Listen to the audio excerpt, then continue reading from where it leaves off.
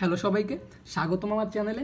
আজকে অষ্টম শ্রেণী গণিত বইয়ের চ্যাপ্টার 6 অবস্থান মানচিত্রে স্থানাঙ্ক জ্যামিতি এই চ্যাপ্টারের আমরা দেখব ঢালের মাধ্যমে সরলরেখা সমীকরণ নির্ণয়। গত ভিডিওতে এটা ভাই 144 পৃষ্ঠা। গত ভিডিওতে আমরা 143 পৃষ্ঠার কাজগুলো কমপ্লিট করেছিলাম। সো আগের ভিডিওগুলো যারা দেখো নাই অবশ্যই ভাইয়া প্লে লিস্ট থেকে দেখে নেবে, কারণ ধারাবাহিকভাবে দেখলে তোমাদের কনসেপ্ট অনেক ক্লিয়ার থাকবে। তো ভাইয়া চলো শুরু করি। দেখো ভাইয়া, আগের ভিডিওতে আমরা দেখছিলাম যে এরকম ধরো ভাইয়া দুইটা বিন্দু দেওয়া থাকে। একটা হচ্ছে এ, ধরো এ একটা বিন্দু আছে 3,4 আর এবং বি একটা বিন্দু দেওয়া ছিল ধরো 6,7। হ্যাঁ, এরকম দুইটা বিন্দু দেওয়া থাকে।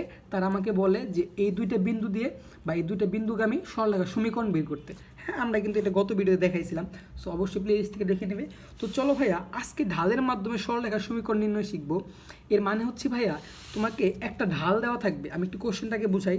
ধরো 4 ঢাল কোনো একটা বিন্দুর ঢাল 4 এবং একটা বিন্দু দেওয়া থাকবে ধরো 3,4 2,4। হ্যাঁ, ঢাল এবং একটা বিন্দু, ভাই ভালো করে বুঝো, ঢাল এবং একটা বিন্দু দেওয়া থাকবে।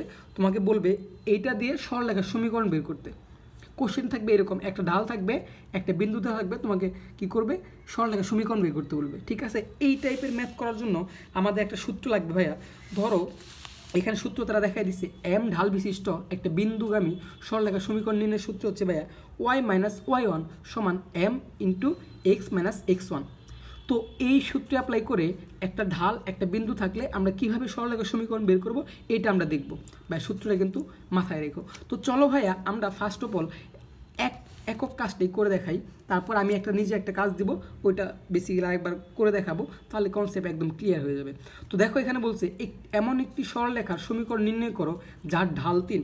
ভাইয়া আমরা কিন্তু জানি ঢাল এটা এম দ্বারা প্রকাশ করে, অর্থাৎ এম এর মান দেওয়া আছে, আর এটা একটা বিন্দু এবং এই বিন্দু দিয়ে অতিক্রম করে। তার মানে একটা ঢাল থাকবে, একটা বিন্দু থাকবে, এটা দিয়ে অতিক্রম করে এমন একটা সমীকরণ আমাকে নির্ণয় করতে বলবে। তো চলো ভাইয়া, একক কাজটা আমরা সমাধান করি। একক কাজ লিখতে পারি আমরা যে দেওয়া আছে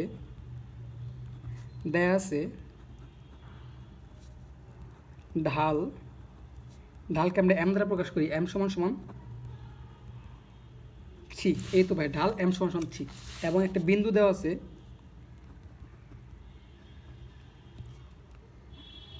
এখানে। একটি বিন্দুর স্থানাঙ্ক দেওয়া আছে যে কত, 0, কত 1। ওকে, দেখো ভাই এটা দেওয়া আছে। এখান থেকে আমাদের কি করতে বলছে, সরলরেখার সমীকরণটা বের করতে বলছে। তাহলে লিখতে পারি আমরা, সুতরাং সরলরেখার সমীকরণ। ভাইয়া আমরা কিন্তু জানি যে একটা ঢাল আর একটা বিন্দু থাকলে আমরা কিভাবে নির্ণয় করব। সূত্রটা কিন্তু ভাই এই যে এইখানে, এটা y-y1 সমান সমান m ইন্টু x-x1। এই সূত্রে অ্যাপ্লাই করে আমরা কী করবো, একটা ঢাল একটা বিন্দু থাকলে আমরা সমীকরণটা বের করতে পারবো। তো চলো ভাইয়া, মাঝখানে সমান আছে এই জন্য বাদ দেবো। ওয়াই, দেখো ওয়াই এর কোনো মান আছে না, জাস্ট ওয়াই থাকবে। এখন x1, এটা কিন্তু আমরা জানি ভাই একটা বিন্দু, এটা x1 এর মান, এটা কি ভাইয়া y1 এর মান। ওকে, আমি একটু আইডেন্টিফাই করে দিলাম। তোমরা চাইলে করতে পারো রাফে, কিন্তু তোমরা যখন পরীক্ষাতে লিখবা বা পরীক্ষা দিবা তখন কিন্তু এইভাবে আইডেন্টিফাই করবা না। ঠিক আছে, রাফে করতে পারো। রাফে করলে হয় কি, তোমাদের গোলায় ফেলা যায় না বা গোলায় ফেলতে পারবা না। এমনি যদি আইডেন্টিফাই না করো তখন দেখবা যে আইডেন্টিফাই করতে গোলায় ফেলতেছে। হ্যাঁ, তোমরা রাফে করে নিতে পারো এটা। ওকে, ওয়াই এর মান কত ভাইয়া 1, এই যে 1 সমান সমান এম এর মান কত ভাইয়া 3, অর্থাৎ ঢালটা এখন লিখব 3 ইন্টু এক্স এর কোনো মান নেই, সো এক্সটা বসে যাবে। আর x1 এর মান কত ভাইয়া 0, সো 0টা বসাই দিই। তাহলে এখান থেকে আমরা কী করতে পারি, y-1 সমান সমান এই 3টা দুইটার সাথে গুণাকার আছে, সো এখানে হবে কি 3x, এই মাইনাস 3-র সাথে 0 গুণ করলে 0।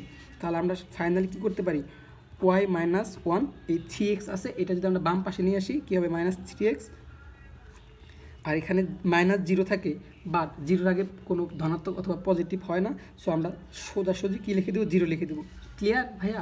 ওকে, এখন আমরা কী করতে পারি, এই y-3x -1 সমান 0, এটাও অ্যান্সার রাখলে কোনো প্রবলেম নেই। আর তোমরা যদি 3xটাকে আগে নাও, 3x তারপর y এর আগে প্লাস আছে, সো +y -1 সমান 0।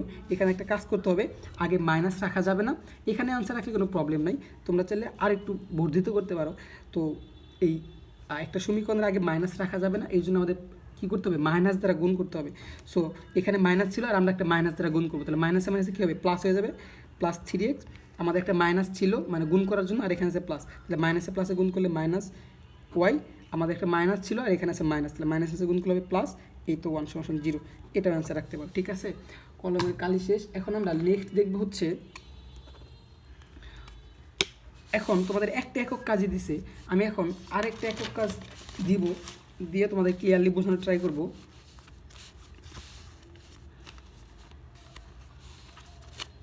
ওকে, কোশ্চেনটা আমি লিখতেছি, এমন একটি সরল রেখা, সরল রেখার সমীকরণ, ভাইয়া ভালো করে বুঝো, এই নির্ণয় করো, আমি নিজে থেকে দিচ্ছি, যার ঢাল 4 এবং 2,3 বিন্দু দিয়ে গমন করে। তো এইটা আমরা কি করব, সলভ করব। তাহলে ভাই আমরা লিখতে পারি যে দেয়া আছে ঢালকে আমরা এম দ্বারা প্রকাশ করি, এম সমান কত দেওয়া আছে, এই যে ঢাল এম সমান 4 দেওয়া আছে, লিখব 4, তারপর কি দেওয়া আছে, একটি বিন্দুর স্থানাঙ্ক দেওয়া আছে হচ্ছে কত ভাইয়া, একটি বিন্দুর স্থানাঙ্ক দেওয়া আছে 2,3। ওকে, আমাদের এইটা থেকে সমীকরণ করতে হবে। তাহলে আমরা জানি, কী ভাইয়া জানি বলো তো, আমরা জানি যে একটা বিন্দু আর একটা ঢাল দেওয়া থাকলে সরলরেখা সমীকরণ নির্ণয়ের সূত্র হচ্ছে y - y1 = m × x - x1।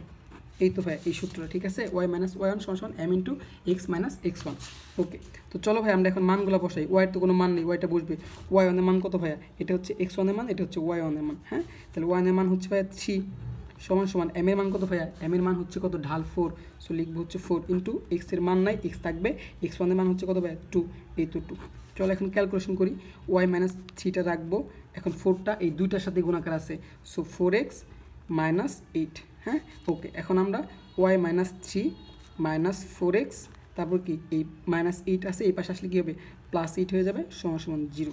তো আমরা এখন কী করবো, y এই -4xটা রাখি, দেখো এখানেও মাইনাস এখানে প্লাস, বিপরীতধর্মী চিহ্ন থাকলে বাদ দিতে হয়, তাহলে 8 থেকে 5 বাদল থাকে কত, 5, এবং বড় আগের চিহ্ন যেটা সেটা বসে, সো এইটার আগের চিহ্ন প্লাস, এটাও অ্যান্সার রাখতে পারো চাইলে, এই -4xটাকে আগে, তারপরে ওয়াই যেহেতু প্লাসের প্লাস ওয়াই +5 এটাও রাখতে পারো। হ্যাঁ, কিন্তু এখানে মাইনাসটা রাখা যাবে না, এই জন্য কী করতে হবে, ওই যে আগের মতো মাইনাস দ্বারা গুণ করতে হবে। তো আমরা একটা মাইনাস দ্বারা গুণ করবো, আর এখানে একটা মাইনাস আছে, তাহলে মাইনাসে মাইনাসে গুণ করলে কী হয়ে যায়, প্লাস হয়ে যায়, তাহলে 4x, আমাদের একটা মাইনাস আছে এবং এখানে আছে প্লাস, মাইনাসে প্লাসে কী হবে, -y, আমাদের একটা মাইনাস আছে এবং এখানে আছে প্লাস, তাহলে মাইনাসে মাইনাসে গুণ করলে কী হবে, -5 = 0। এটা হচ্ছে ভাই অ্যান্সার। তো ভাইয়া আশা করি বুঝতে পারছো। এখন আমি তোমাদের কিছু একক কাজ দিতে চাই, আমি এইভাবে তোমরা সাজায় নিবা। হ্যাঁ, আমি জাস্ট এটা লিখতেছি, প্রথম একক কাজটা হচ্ছে এটা তোমরা একটু করবা, একটা সমীকরণের ঢাল দিয়ে দিলাম হচ্ছে কত ভাইয়া, ঢাল দিয়ে দিলাম হচ্ছে 5 এবং একটা বিন্দু দিয়ে দিলাম। দেখো ভাই, তোমরা চাইলে প্রশ্নটা এইভাবে সাজায় নিতে পারো, আমি যা শর্ট করে দিচ্ছি, অবশ্যই বাসায় করবা, তাহলে তোমাদের বুঝতে পারবা যে না তুমি কতটুকু বুঝতে পারবে। হ্যাঁ, ঢাল 5 এবং অ্যান্সারটা তোমরা কমেন্ট বক্সে জানাই দিতে পারো, আমি দেখবো হয়েছে কি না। ঢাল 5 এবং একটা বিন্দু দিয়ে দিলাম -2,4, এই একটা, তারপর আরেকটা ম্যাথ দিলাম, এটার ঢাল হচ্ছে, সরি কলমের কালি শেষ হয়ে যাচ্ছে, ঢাল দিয়ে দিলাম হচ্ছে 3 এবং একটা বিন্দু দিয়ে দিলাম হচ্ছে -3, -5, আরেকটা দিয়ে দিই। এই তিনটা ম্যাথ কিন্তু ভাই অবশ্যই করবা। ঢাল হচ্ছে ধরো 5 এবং অবশ্যই করে কিন্তু কমেন্ট বক্সে জানাবা, আমি দেখবো হয়েছে কি না। ঢাল হচ্ছে 5 এবং একটা বিন্দু দিয়ে দিলাম 5, -7। হ্যাঁ, এই তিনটা দিয়ে বিন্দু দিয়ে গমনকারী সরলরেখার সমীকরণ অবশ্যই করবা, করে অবশ্যই কমেন্ট বক্সে জানাবা অ্যান্সারটা, আমি দেখবো হয়েছে কি না। হ্যাঁ, তিনটা দিছি। তো ভিডিওটা এই পর্যন্ত রাখবো, আজকের ভিডিওটা। এর পরবর্তী ভিডিওতে আমরা ভাইয়া এই দলগত কাজ এইটা এবং এখানে অনেকগুলো কোশ্চেন দেওয়া আছে সবগুলো সমাধান করে দেবো। হ্যাঁ, তো এই পর্যন্ত সবাই সুস্থ থাকো, ভালো থাকো, আল্লাহ হাফেজ, টাটা।